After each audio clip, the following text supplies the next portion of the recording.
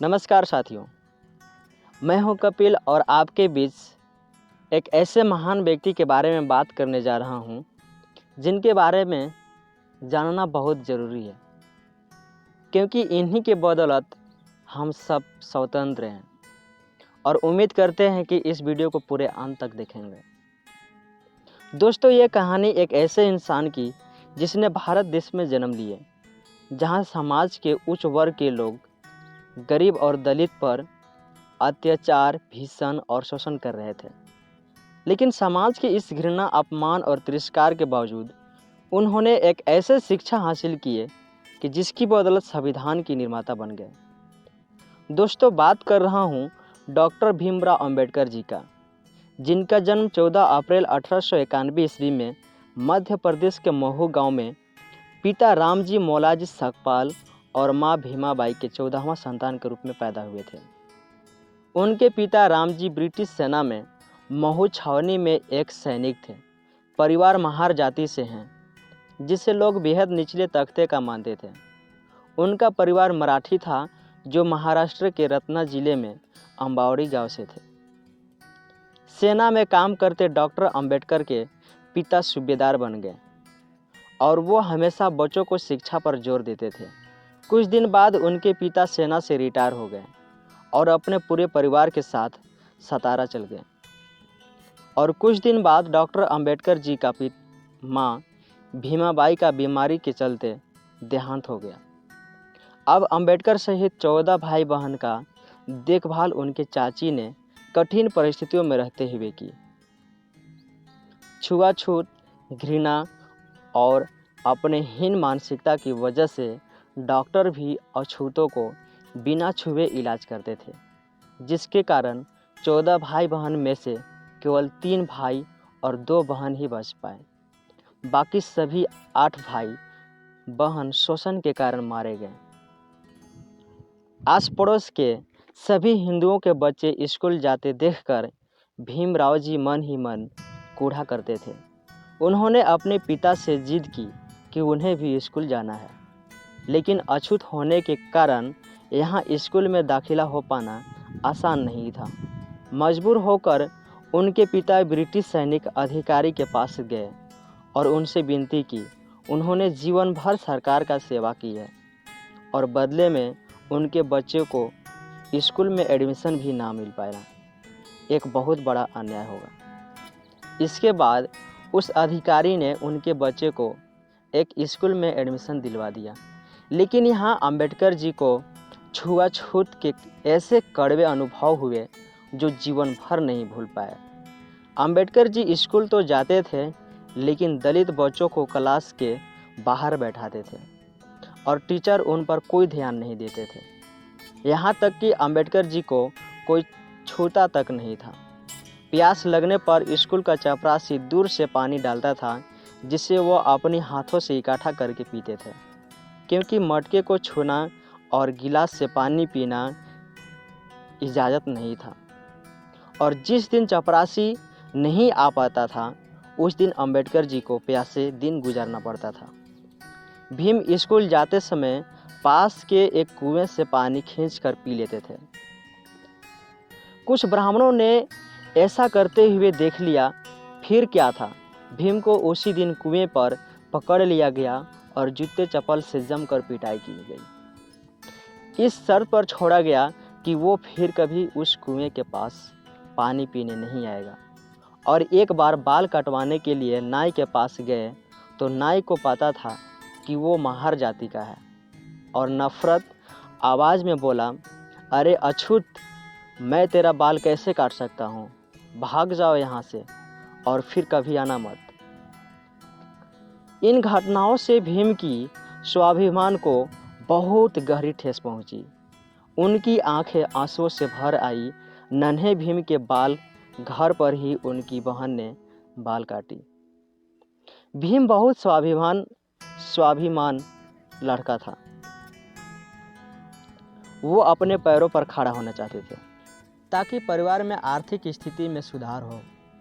भीम ने सुन रखा था कि सतारा जाने वाले लड़कों को बॉम्बे जाकर काम मिल जाता है। इसलिए उन्होंने तय किया कि बॉम्बे जाकर किसी मिल में काम करेगा, लेकिन बॉम्बे जाने के लिए उनके पास पैसे नहीं थे। भीम ने प्लान बनाया कि वो चाची के बटुए से पैसे चुरा कर बॉम्बे चला जाएगा। भीम ने लगातार 3 रातों तक बटुए को चुराने की कोशिश की, जो उनके चाची के कमर में बांधा हुआ था, लेकिन कोई सफलता उन्होंने नहीं मिली।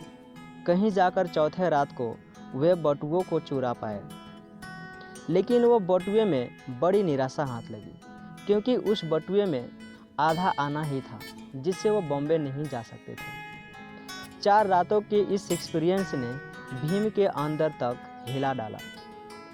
इसके बाद उन्होंने एक नई योजना बनाई, जिसने उनको पूरा जीवन बदल दिया। उन्होंने निश्चय किया कि पढ़ लिख कर परिवार के लिए रोजगार पाकर और अपने अंदर सभी बुरी आदतों को छोड़ देंगे। किस्मत ने भी भीम का साथ दिया। उनके पिता सूबेदार से रिटायर होने के बाद नौकरी के तलाश में बॉम्बे जाकर बस गए और यही के मराठा स्कूल में भीम का एडमिशन करा दिया। यहाँ पर उन्होंने हार्वर्ड के इंग्लिश रीडर और बहुत से अन्य किताबों का अपने पिता के देखरेख में अध्ययन किया। अपनी पढ़ाई के अलावा और बहुत से ग्रंथ बुक्स पढ़ने लगे। उनकी इस आदत से उन्हें बुक्स कलेक्ट करके पढ़ने का शौक लग गया, लेकिन वो चाहते थे कि भीम पढ़ लिख कर बड़ा आदमी बने। उन्होंने कर्ज लेकर भीम को बॉम्बे एल्फिशिएंस हाई स्कूल भेजा, लेकिन भीम को यहाँ भी छुआछूत का पीछा नहीं छोड़ा। एक बार टीचर ने भीम से बोर्ड पर मैथ का सवाल हल करने को कहा। जैसे ही बोर्ड की तरफ भीम बढ़ा, अगली जाति के हिंदू बच्चे चिल्ला उठे, भीम अछूत है, उसे रोकिए। दरअसल उस बोर्ड के पास उन स्टूडेंट्स का लंच बॉक्स रखे हुए थे, जो भीम के परछाई पड़ने से अपवित्र हो सकते थे। इसलिए उन बच्चे ने अपना अपना लंच बॉक्स फौरन उठा लिए। इन डब्बों की खटर खटर आवाज़ भीम के कानों से दिल में उतर गई, जिसने पूरी तरह से तोड़ दिया। हालांकि उन्होंने उस प्रश्न का सेकंड में हल कर दिया, जो कोई नहीं कर पाया था, जिससे देखकर टीचर समेत सभी स्टूडेंट औचौके रह गए। उन्होंने हाई स्कूल पास किया और 16 वर्ष के उम्र में उनके विवाह 9 वर्ष के रामाबाई के साथ कर दिया गया। कॉलेज के पढ़ाई के लिए एल्फिशिएंस कॉलेज में एडमिशन लिया। पढ़ाई के दौरान भीम का मुलाकात एक टीचर कैलुस्कर से हुई, जिन्होंने पहले ही बता दिया था कि मैं एक अछूत हूँ, कृपया हमसे दूर रहें। उनके बेबाक अंदाज और पढ़ाई के प्रति जुनून ने कैलुस्कर को बहुत इम्प्रेस कर दिया और वो भीमराव को लेकर बड़ौदा के शिक्षा प्रेमी महाराज संभाजी गायकवाड़ के पास लेके गए। जब महाराज बॉम्बे आए हुए थे, वो वहाँ एक सभा कर रहे थे, जहाँ उन्होंने भीमराव से कुछ सवाल भी किए, जिनका उत्तर भीम ने बहुत ही अच्छे तरीक़ा से उत्तर दिए। उन्होंने कुछ वर्ष बाद बड़ौदा के महाराज ने कुछ विद्यार्थियों को कोलंबिया यूनिवर्सिटी अमेरिका भेजने का निर्णय लिया। भीमराव महाराज से मिले और भीम के अंग्रेजी बोलने से वो बहुत प्रभावित हुए। उन्होंने भीमराव सहित 4 लड़कों को छात्रवृत्ति देकर अमेरिका में पढ़ने के लिए भेजा। 4 साल बाद वो भारत वापस आए और बड़ौदा के महाराज के यहाँ मिलिट्री सेक्रेटरी के रूप में काम करना शुरू कर दिया। लेकिन सैन्य अधिकारियों को महार जाति के कुछ लड़कों को सेना के उच्च अधिकारी के रूप में बैठा देना पसंद नहीं आया। कुछ दिन बाद उन्होंने वहां से नौकरी छोड़ दी और सन 1919 ईस्वी में लंदन चले गए, जहां अथक परिश्रम और मेहनत से उन्होंने वहां एमएससी, बीएससी तथा बैरिस्टर का डिग्री प्राप्त की। 1923 ईस्वी में वो भारत वापस लौट आए और वकालत शुरू कर दी। वकालत करते हुए उन्होंने देखा कि दलितों को कितनी बुरी तरह से शोषण किया जा रहा था। तब उन्होंने छुआछूत को जड़ से ख़त्म करने के लिए समर्पित कर दिया। उन्होंने मुसलमानों और सिखों के अलग से मतदान को देखते हुए दलितों को भी अलग से मतदान की मांग उठाई, जिसके कारण गांधी जी आमरण अनशन पर उतर आए। गांधी जी के कारण अपनी मांग पीछे ले ली। Doctor Bhimrao Ambedkar ji philosopher, writer और एक महान लीडर थे। न केवल समाज के सदियों से दबाए गए दलित अछूत लोगों के लिए लड़ाई लड़ी, बल्कि हिंसाओं से भरे भारत को एक नए संविधान में बांधने का काम किया। जब आज़ादी के वक्त भारतीय नेता आज़ादी और नए संविधान की बनाने की बात की जा रहे थे, तब ब्रिटेन के प्रधानमंत्री विंसेंट चर्चिल ने कहा था, बनाने दो भारतीय लोगों को अपना संविधान। भारत में इतनी डाइवर्सिटी है कि इसके लिए एक कानून बनाना इम्पॉसिबल है। भारत जल्दी ही बिखर जाएगा और टूट जाएगा, लेकिन इतिहास गवाह है, अंबेडकर जी ने इतने कम समय में भारत का दुनिया का सबसे बड़ा संविधान बनाकर दे दिया। इसके बाद 1950 ईस्वी में बौद्ध धर्म के सम्मेलन में श्रीलंका गए।